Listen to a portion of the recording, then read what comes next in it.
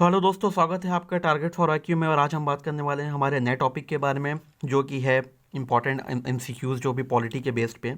सो polity के basis पे हमने कुछ स्टैटिक मतलब जो हिस्टोरिकल बैकग्राउंड में कहूँगा, स्टैटिक नहीं हिस्टोरिकल बैकग्राउंड जो कहूँगा कि जो पुराने Pitt's India act, regulating act 1773, इनसे उसके बाद फिर मॉडर्न जो मतलब बेसिक कॉन्स्टिट्यूशन से रिलेटेड है, प्रेसिडेंट, गवर्नर, इन सब सारे टॉपिक्स को एक कलेक्टिवली मैंने इंकॉर्पोरेट करने की कोशिश की। एंड इस पे हम सारे जितने भी पॉलिटिक इंपॉर्टेंट एमसीक्यूज़ हैं उस पर हम बात करेंगे कि क्या क्या इस सेक्शन से इंपॉर्टेंट क्वेश्चन बन सकते हैं, सो दैट कि आपके जो भी अपकमिंग एग्जाम्स हैं उनके लिए काफ़ी हेल्पफुल ये साबित हो। ठीक है, तो इसी के साथ अपने वीडियो को शुरू करेंगे और देखते हैं कि हमारे जो सेट ऑफ 50 क्वेश्चन उसमें क्या क्या है, एंड उसकी प्रैक्टिस शुरू करेंगे। ठीक है, तो पहले हम बात करते हैं, in which one of the following council acts establish the dyarchy system. किस काउंसिल एक्ट ने डायरकी सिस्टम जो है इस्टेब्लिश किया था। ठीक है, तो इसका जो आंसर क्या होगा, डायरकी जो है वो किस एक्ट के अंडर आई थी?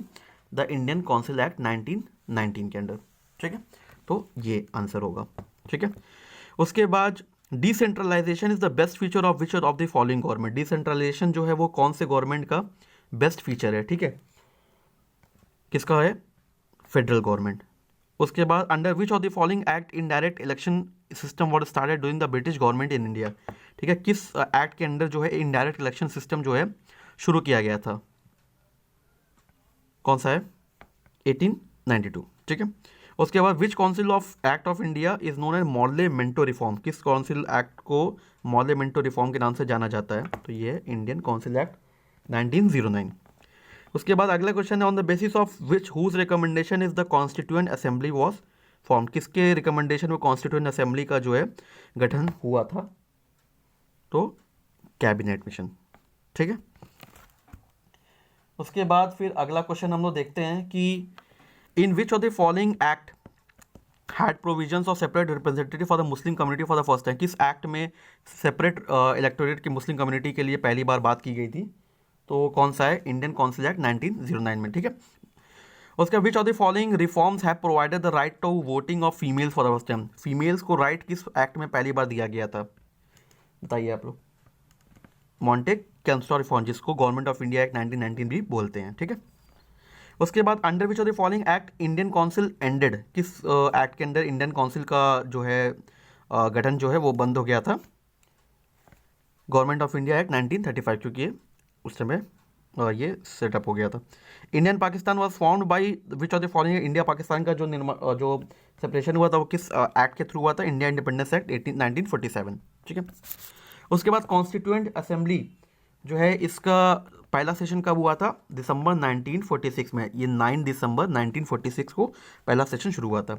उसके बाद इंडियन कॉन्स्टिट्यूशन के किस पार्ट में कंट्रोलर और ऑडिटर जनरल के बारे में बात की गई है? अभी हमने सॉरी इससे पिछले जो हमने वीडियो की है उसमें हमने ये बात की है कि जो आर्टिकल 148 है उसमें कैग के बारे में मेंशन है। ठीक है, according to the preamble of the Indian constitution ultimate power lies in the hands. Ultimate power किसके हाथ में होती है कॉन्स्टिट्यूशन के according? Parliament, president, constitution assembly या पीपल? तो इसका आंसर क्या होगा? People, because democracy is for the people by the people. ठीक है, उसके बाद which among the following is responsible for amending the law. जो सिटीजनशिप को लेकर के जो कानून है उसमें संशोधन करने के लिए जो पावर है वो किसके पास है? पार्लियामेंट के पास। ठीक है, उसके बाद हम बात करते हैं कौन सी कमेटी जो है जिसने इस्टेब्लिश रिकमेंड किया था कि पंचायती राज सिस्टम को इस्टेब्लिश किया जाए? कौन सी कमेटी थी? ये बहुत फेमस कमेटी है, Balwant Rai Mehta. Which among the following act as a medium of communication. President और काउंसिल ऑफ मिनिस्टर के बीच में जो जो कड़ी होती है वो किसको कहा जाता है? ठीक है, तो ये कहा जाता है प्राइम मिनिस्टर को। ठीक है, क्योंकि वो जो है मेन कड़ी होते हैं प्रेसिडेंट और काउंसिल ऑफ मिनिस्टर्स के। कौन से स्टेट में पंचायती राज सिस्टम फॉलो नहीं किया जाता है? मिजोरम में। ठीक है, legislative assembly of Delhi can only make law on. Legislative assembly जो दिल्ली की है वो किस पे कानून बना सकती है? सिर्फ पब्लिक इश्यूज के मैटर पे। ठीक है, उसके बाद फिर हम बात करते हैं कि who among the following takes an oath to uphold the constitution and law simultaneously. कौन ओथ लेता है कि कॉन्स्टिट्यूशन को और लॉ को दोनों को पूरा उनका वहन करेंगे? Chief justice. ठीक है, उसके बाद कौन से फंडामेंटल राइट जो है फोर्स लेबर की बात करता है और चिल्ड्रन को बच्चों को जो है फैक्ट्रीज में काम करने से रोकता है 14 साल के जो नीचे हैं, राइट टू एक्सप्लॉयटेशन, सही। उसके बाद कौन से आर्टिकल में जो है सस्पेंड नहीं होता है इमरजेंसी के टाइम पे, ये बहुत इंपॉर्टेंट क्वेश्चन है, आपको पता होना चाहिए। आर्टिकल 20 और 21, ठीक है, क्योंकि इसमें अरेस्ट हो के बारे में बात की गई है 20 में, और उसके बाद 21 में लिबर्टी की बात की है। विच among the following body conducts the state election commission, state assembly election, कौन सी बॉडी जो है स्टेट असेंबली करती है? बहुत लोग सोचते हैं इलेक्शन कमीशन ऑफ इंडिया करती है या फिर स्टेट इलेक्शन कमीशन करती है, बताइए। जो स्टेट के इलेक्शंस होते हैं वो इलेक्शन कमीशन ऑफ इंडिया करती है, ठीक है, और जो लोकल बॉडी के इलेक्शन होते हैं उसको state assembly, state election commission जो है करती है, ठीक है। तो ये ध्यान रखिएगा, ठीक है, इसका डिफरेंस है, बहुत लोग कंफ्यूज होते हैं, इसीलिए मैंने आपसे पूछा पहले। उसके बाद सिक्किम जो है वो इंटीग्रल पार्ट ऑफ इंडिया बना था किस अमेंडमेंट के द्वारा? 36। उसके बाद कौन सी कंट्री जो है डुअल सिटीजन की पॉलिसी को एक्सेप्ट करती है? यूएसए, ठीक है। आप पहले एक यूएसए के सिटीजन्स होते हो और फिर आप एक फेडरल प्रोविंस के जो है सिटीजन्स होते हो। उसके बाद कौन जो है पार्लियामेंट के सेशन में पार्टिसिपेट कर सकता है बिना मेंबरशिप के? कौन है बताइए? अटॉर्नी जनरल, ठीक है। उसके बाद चीफ मिनिस्टर जो है वो मेंबर किस बॉडी का होता है इनमें से चारों में? नेशनल डेवलपमेंट काउंसिल का। उसके बाद who among the following personally suggested the idea of preface in Indian constitution, constitution में प्रीफेस डालने का जो पहला जो पन्ना होता है प्रीफेस का, वो डालने का सजेशन किसका था? बताइए जल्दी। जवाहरलाल नेहरू का। उसके बाद किस ईयर में कॉन्स्टिट्यूशन असेंबली जो है ने उसे डिज़ाइन नेशनल फ्लैग के डिज़ाइन को अप्रूव किया था? 1947 में। किस हाई कोर्ट में सबसे ज़्यादा मैक्सिमम नंबर ऑफ जजेस हैं? Right now Allahabad high court. Lok Sabha speaker जो है अपना रेजिग्नेशन किसको हैंड ओवर करता है? डेप्यूटी स्पीकर को। फिर उसके बाद अगला क्वेश्चन देखते हैं कि which are the following state first is the first state to be found linguistic basis. देखिए लिंग्विस्टिक का मतलब होता है लैंग्वेज के बेसिस पे कौन सा स्टेट जो है वो पहला स्टेट है जिसको लैंग्वेज के दम पे, लैंग्वेज के बेसिस पे डिवाइड किया गया था। मतलब कि अगर कुछ परसेंटेज ऑफ पॉपुलेशन है जो कि ये लैंग्वेज बोलती है तो उनका एक अलग स्टेट होना चाहिए, ठीक है। तो पहला स्टेट कौन था जो डिवाइड हुआ था? एपी, ठीक है, इन द ईयर 1956।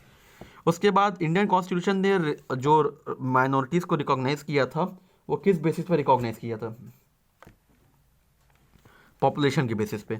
उसके बाद प्रेसिडेंट हैज़ द राइट, देखिए क्योंकि पॉपुलेशन जब कहते हैं ना कि 72% पॉपुलेशन इनकी है, 13% पॉपुलेशन इनकी है, 8% इनकी है, 2% इनकी है, 0.03 इनकी, तो पॉपुलेशन के बेसिस पे माइनॉरिटीज़ का जो फॉर्मेशन होता है। उसके बाद प्रेसिडेंट को जो पावर है एडवाइस लेने की सुप्रीम कोर्ट के, वो किस आर्टिकल के अंडर है? 143 में, ठीक है। उसके बाद रिटायरमेंट एज जो है गवर्नर की वो क्या है बताइए?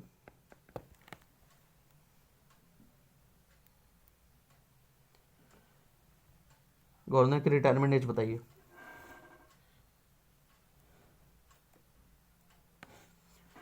गवर्नर की रिटायरमेंट एज स्पेसिफाइड नहीं है, ठीक है। उसके बाद किस आर्टिकल में बजट के बारे में मेंशन है?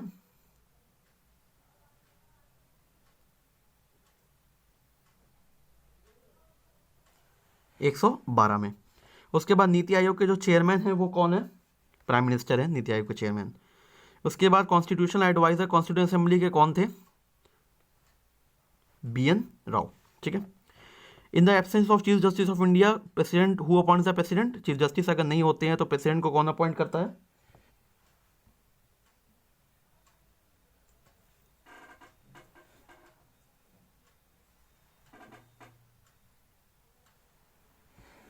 बताइए।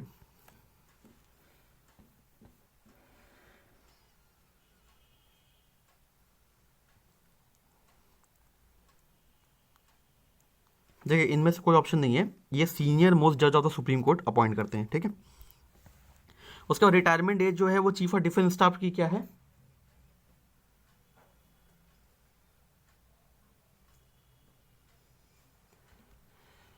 65 year. Speaker vote in Lok Sabha इसको क्या बोलते हैं? जो स्पीकर का वोटर है, क्योंकि जब टाई होता है, जब दो अगर बराबर के वोट आते हैं तो उसको रिजॉल्व करने के लिए कास्टिंग वोट डाला जाता है, ठीक है। कि अगर जो पार्टी जो गवर्नमेंट जो सपोर्ट में है वो भी 50% है, सॉरी 45% है, जो अगेंस्ट है वो भी 45% है, तो जो 1% है, जो 1% है वो वोट करेगा कि किसकी में ज़्यादा मेजॉरिटी वोट जाएंगे। किस आर्टिकल ऑफ इंडियन कॉन्स्टिट्यूशन के द्वारा स्पेशल प्रोविजन मेंशन किया गया मिजोरम के लिए, बताइए। 371 जी में। रिलेशन ऑफ सेंटर स्टेट किस शेड्यूल में बात की गई है, सेंटर स्टेट के बीच में रिलेशंस की, 7th में, जो लिस्ट का जो वो है division, union list, state list, concurrent list, ठीक है। उसके बाद who among the following oppose introduction socialist और सेकुलर वर्ड को प्रियम्बल में डालने के लिए किसने कॉन्स्टिट्यूंट असेंबली में विरोध किया था, B R Ambedkar. Who decide the dispute regarding the election of vice president of India, election vice president के इलेक्शन में अगर कुछ गड़बड़ी होती है तो ये कौन डिसाइड करता है, बताइए। ये ट्रिकी क्वेश्चन है, इलेक्शन कमीशन या सुप्रीम कोर्ट, सुप्रीम कोर्ट। उसके बाद बॉडी, कौन सी बॉडी जो है ना ही कॉन्स्टिट्यूशनल है ना ही स्टैट्यूटरी है नेचर में, सीबीआई, ठीक है। कौन से आर्टिकल और कॉन्स्टिट्यूशन के कौन से आर्टिकल में जो है इलेक्शन कमीशन के बारे में मेंशन, देखिए इंपॉर्टेंट है ये, ध्यान रखिएगा, आर्टिकल 324। उसके बाद कौन से मिनिस्ट्री जो है वो